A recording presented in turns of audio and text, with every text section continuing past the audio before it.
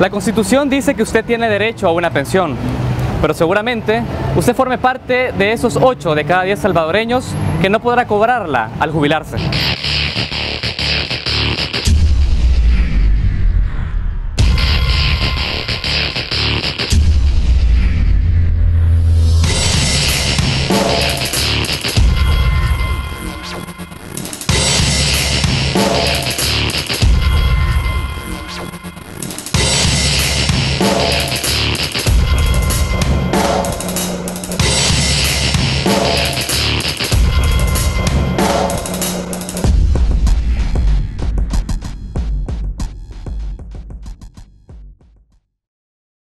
En 1998 se privatizó el sistema de pensiones. El sistema público de reparto en el cual los trabajadores actuales pagan las pensiones de los jubilados fue sustituido por una lógica de ahorro individual. Esa reforma para algunos implicó el único camino, para otros una medida ideológica que metió en graves problemas financieros al Estado.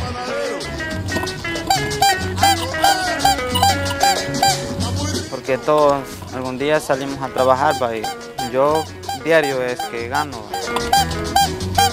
A la semana vengo y no gano mucho, pero les dejo algo en la casa. Si quiero les traigo los gastos de la casa, lo necesario. Pan, panadero, qué rico el pan. Panadero, pan, panadero, qué rico el pan.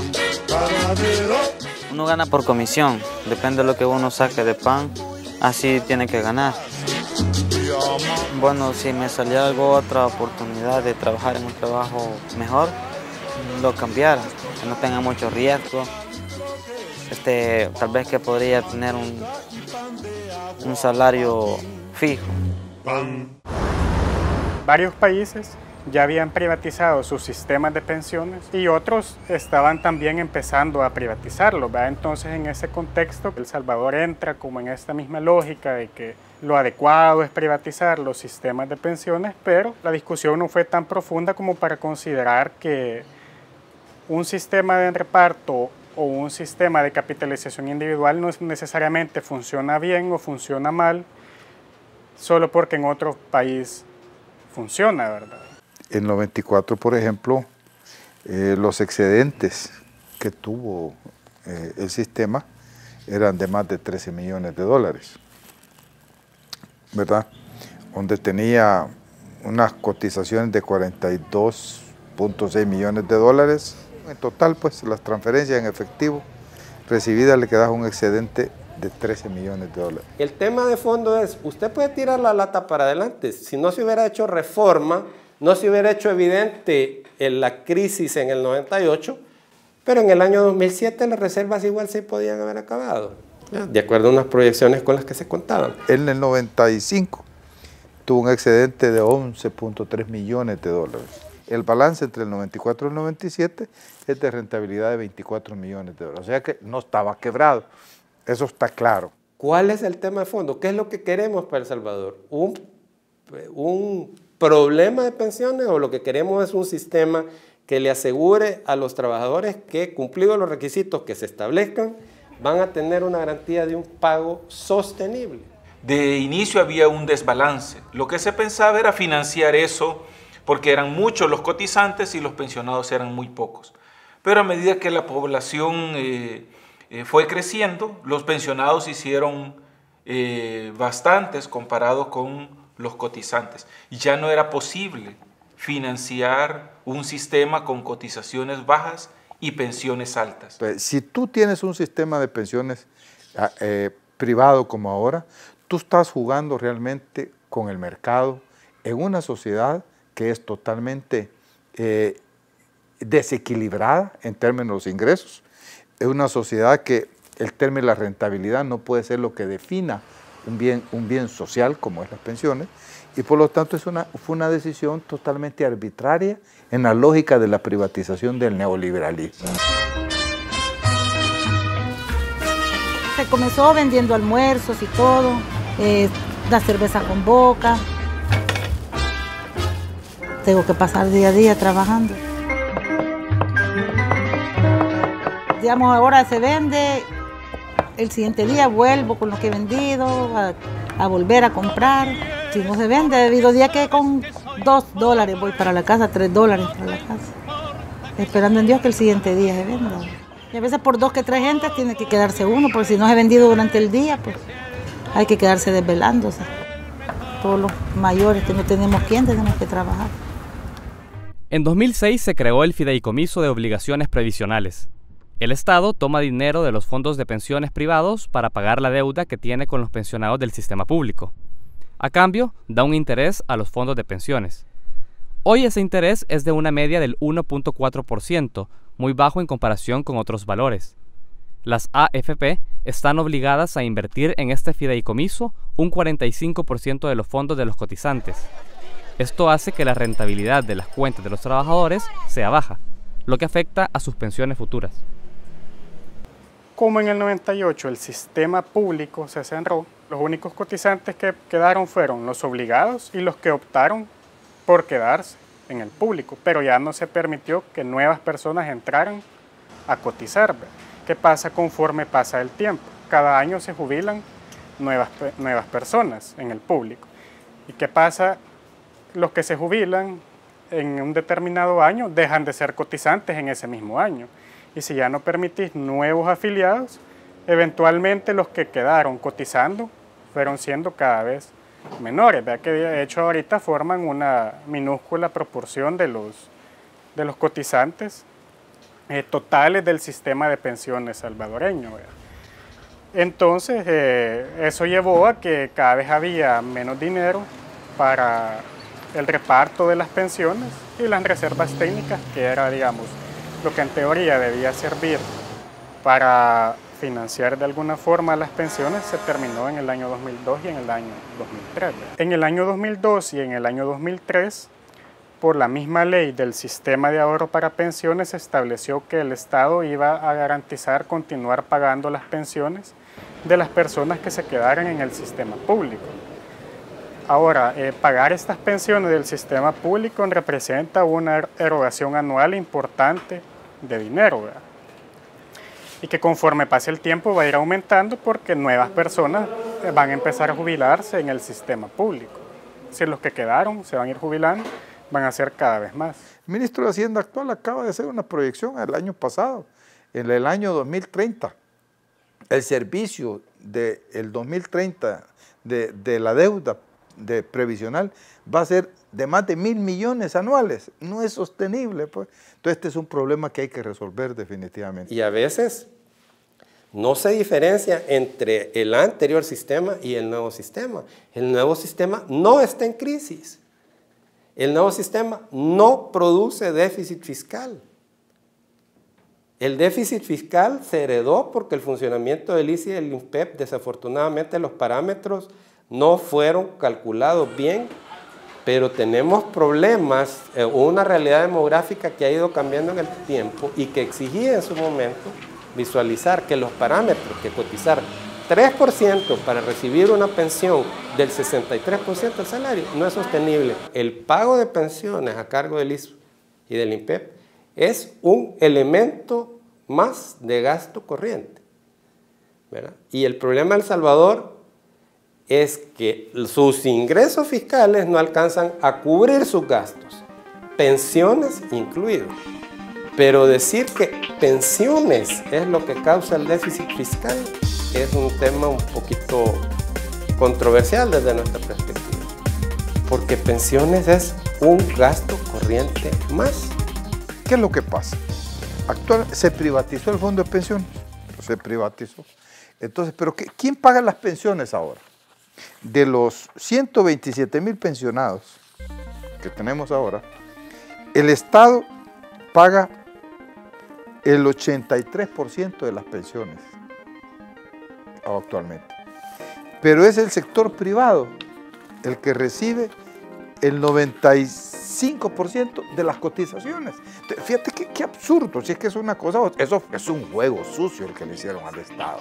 Están privatizadas las pensiones el Estado está pagando más de 100.000 pensionados, o sea, el 83% de los pensionados el Estado está cargando, pero tiene que hacerle todas las transferencias que le está haciendo y que está endeudándose para hacerlas, porque no tiene ni para pagar salarios el Estado, está en crisis. Pero además de eso, los fondos de pensiones recibiendo el 95% de la cotización y el Estado solo el 5%. ¿Por qué ese tiene una peculiaridad que no tiene el pago de salarios en el sector público o la compra de medicinas en los hospitales del Estado o la educación que brinda el Ministerio de Educación? Los ingresos por comisiones entre el año 2000 y 2012 de las AFP fueron un total de 1.138, casi 1.139 millones de dólares. Las utilidades del periodo fueron 11.734 millones de dólares. Quiere decir que las utilidades de estos son millonarias, ¿va? Y a eso le ponen las utilidades de los seguros. Entonces, la realidad es que las AFP y las aseguradoras de las AFP, de los bancos que también son dueños de la AFP, son los grandes ganadores de este fondo, de esta privatización de las pensiones. Yo comienzo a las 4:30 de la mañana a embolsar lo que es ya francés, pan dulce, y a colocarlo bien para la venta. Al sacar 40 dólares de pan uno, le están pagando el 25%, que es lo que uno tendría que ganar 10 dólares, pero como siempre queda pan, porque a veces el pan que se quiebra, al final del día lo mucho que va a ganar son 5 sacando 40, pero si saca más, ya gana uno más también. Me gustaría cambiar de trabajo, sin menos peligro, de que ya son personas que ya está por su edad, dejan de trabajar y siguen recibiendo su dinero que ganaban. La persona que ya está jubilada está recibiendo ayuda, bueno, su mismo lo que ganaba, y la otra persona no tiene que, si ya no puede trabajar, ve cómo hace. Hay tanta gente que andan en la calle pidiendo, tal vez porque ya no tienen, ya nadie les da trabajo, ya no tienen cómo ganarse la vida, nada más que solamente haciendo eso. Los fondos de pensiones, y de acuerdo a la Constitución, es un derecho social, ¿verdad?, en el cual tiene que participar el Estado, tiene que participar el trabajador y el empresario. Y la razón de ser de las pensiones es garantizarles un nivel de vida decente a los pensionados. El 53% del fondo es el que está invertido en estos certificados de inversión previsional, que son los que están generando una menor rentabilidad, ¿vea? Y es en los cuales, en torno a los cuales se ha generado la discusión más reciente sobre este problema financiero, ¿vea? Ya el gobierno nos obliga a ahorrar, está bien, para resolver un problema de pobreza en la vejez. Eso es un sistema de pensiones. Y ya el gobierno hizo una ley donde definía que la inversión de esos recursos se iba a hacer de manera que se lograra la mayor rentabilidad posible. Pues ahora resulta que nos han cambiado las reglas del juego los cotizantes y ahora el gobierno nos quita el dinero y nos paga solo 1% de tasa de interés, mientras que el resto de títulos está pagando 9%.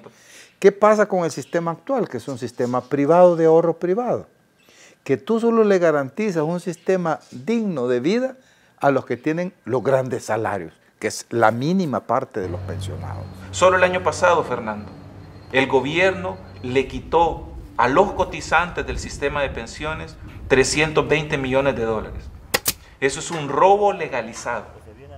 Nos han robado el dinero de nuestra jubilación para financiar los programas de corto plazo del gobierno. Producto de un 1% menos de rentabilidad en el fondo de pensiones, una pensión puede llegar a disminuir hasta en un 20%. El sistema que se pasaron del público, es más, las pensiones de las AFP son más bajas que las que paga el Estado. Entonces, no ha habido desde el punto de vista social ninguna ganancia. Pero para pagar pensiones debería tomar de los ingresos tributarios.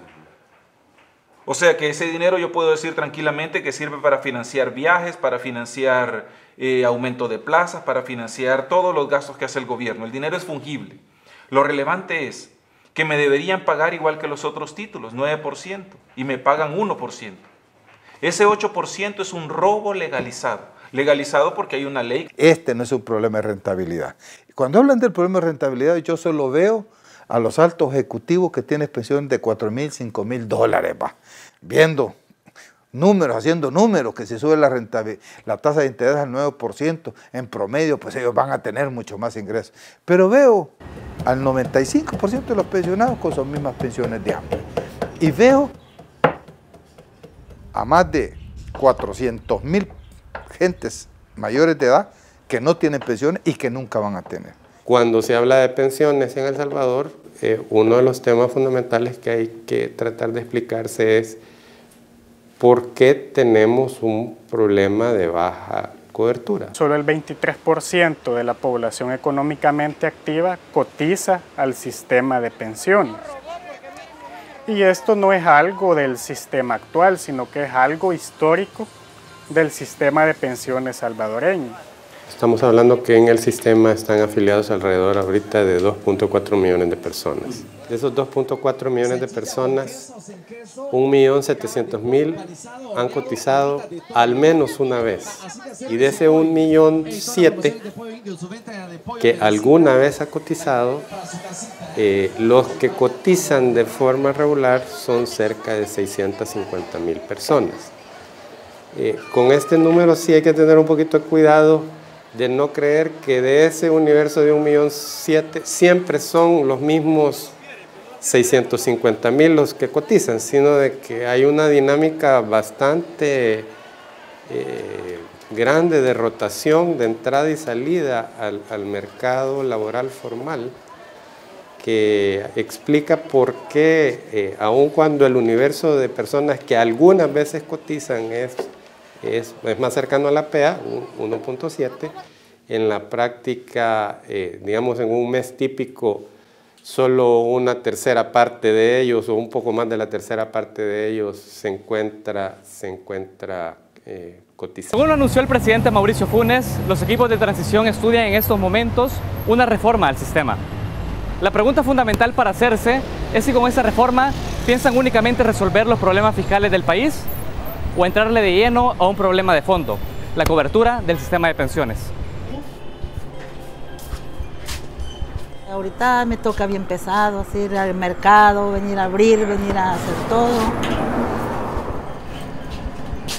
Tal vez si llegaría a una mucho más edad, no sé si tal vez podría dejar de trabajar, pero sí vivir ya más tranquila, tal vez en mi casa, pero si Dios me presta vida, pues es la idea, porque no tengo de dónde más ingresos.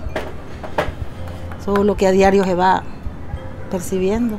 Una enfermedad, tener de dónde agarrar y todo.